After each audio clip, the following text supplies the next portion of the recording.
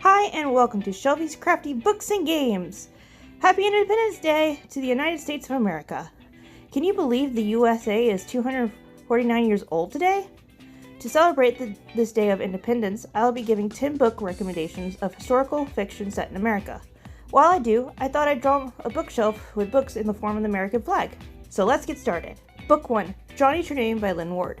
Johnny Tremain, a young apprentice silversmith, is caught up in the danger and excitement of 1775 Boston, just before the Revolutionary War. But even more gripping than living through the drama of Revolutionary Boston is the important discovery Johnny makes in his own life. Side note, did anyone have to read this for like a class assignment in school? I did. Book 2, Dread Nation by Justina Ireland. Jane McKean is born 2 days before the dead begin to walk the battlefields of Gettysburg, derailing the war between the states and changing America forever. In this new nation, safety for all depends on the work of the few, and the laws require certain children attend combat schools to learn to put down the dead. But there's also opportunities, and Jane is studying to become an attendant, trained in both weaponry and etiquette to protect the well-to-do. It's a chance for a better life for girls like Jane. After all, not even being the daughter of a wealthy Southern woman could save her from society's expectations. But that's not a life Jane wants. Almost finished with her education at Miss Princeton School of Combat in Baltimore, Jane is set on returning to her Kentucky home and doesn't pay much mind to the politics of the eastern states, with their talk of returning America to the glory of its days before the dead rose. But when families around Baltimore County begin to go missing, Jane is caught in the middle of a conspiracy, one that finds her in a desperate fight for her life against some powerful enemies. And the restless dead, it would seem, are the least of her problems. Book 3, Little House in the Big Woods by Laura Ingalls Wilder. Little House in the Big Woods takes place in 1871 and introduces us to the 4-year-old Laura, who lives in a log cabin in the edge of the big woods of Wisconsin. She shares the cabin with her pa, her ma, her sister Mary, and Carrie, and their lovable dog, Jack. Pioneer life isn't easy for the Ingalls family, since they must grow or catch all their own food as they get ready for the cold winter. But they make the best of every tough situation. They celebrate Christmas with homemade toys and treats, do their spring planting, bring in the harvest in the fall, and make their first trip into town. And every night, safe and warm in their little house, the sound of Pa's fiddle lulls Laura and her sisters to sleep. Side note, I remember my mom reading these to me when I was a little kid. Not just Little House in the Big Woods, but like the whole series. Book 4, Samantha, an American Girl by Susan S. Alder. Living with her rich grandmother, Samantha is the best of everything, but when she becomes friends with Nellie, she learns that life isn't so easy for everyone.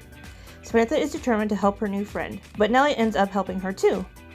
Then Samantha tries to help decorate for Christmas, but is disappointed when her plans are being changed. Discover what happens to help make this Christmas even better than Samantha planned. Book 5, Orphan Train by Christina Baker Klein. Nearly 18, Molly Ayler knows she has one last chance.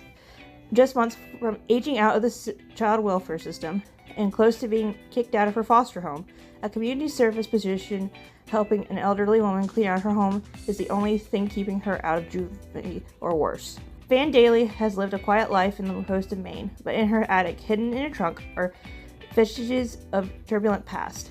As she helps Vian sort through her possessions and memories, Molly discovers that she and Vian are as different as they seem to be. A young Irish immigrant orphaned in New York, Vian is put on a train to the Midwest with hundreds of other children whose destinies would be determined by luck and chance. The closer Molly grows to Vivian, the more she discovers parallels to her own life. A Pentecostic Indian, she too is an outsider being raised by strangers, and she too is unanswered questions about the past.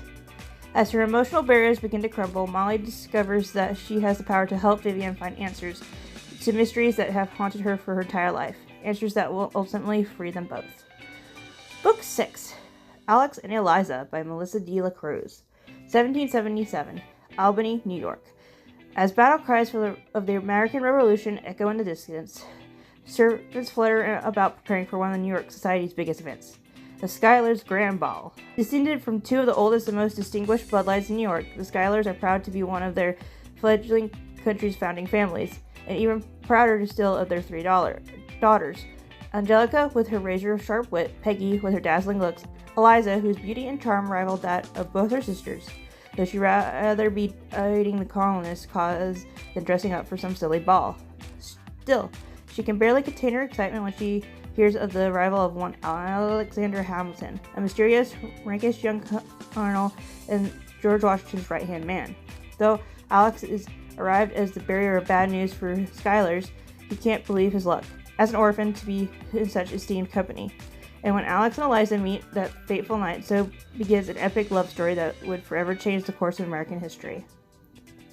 Book 7, Molly, an American Girl, by Valerie Tripp. While her father is away fighting in World War II, Molly finds her life full of changes as she and her friends enter a Linda Hand contest in school during Christmas. Book 8, The Yearling, by Marjorie Ken Rawlings. Young Jody adopts an orphan fawn he calls Flag and makes it a part of his family and his best friend.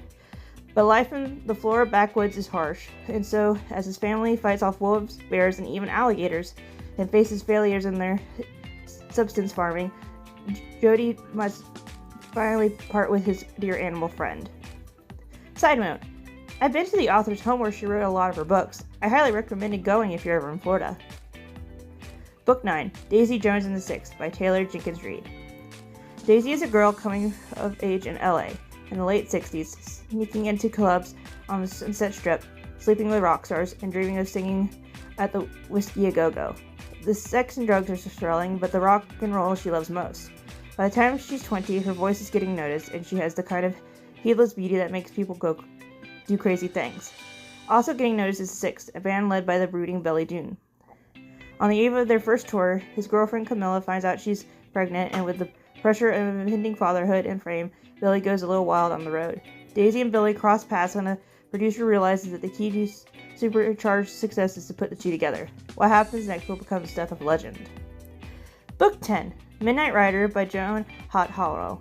14-year-old Hannah is an orphan living with her cruel aunt in Salem, Massachusetts. Hannah recently lost her mother, and now her only comfort is her horse, Promise. But when their money-hungry aunt sells the horse and then indentures Hannah to the Boston family of a British general, Hannah vows to retrieve Promise at any cost and join the fight for freedom.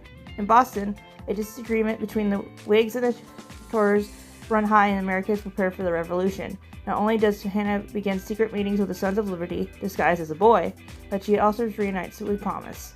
Together with her beloved horse, Hannah takes a bold step to join the fight for freedom and sets off on a dangerous mission. Will she and Promise succeed? That's just a small sample of the historical books set in America.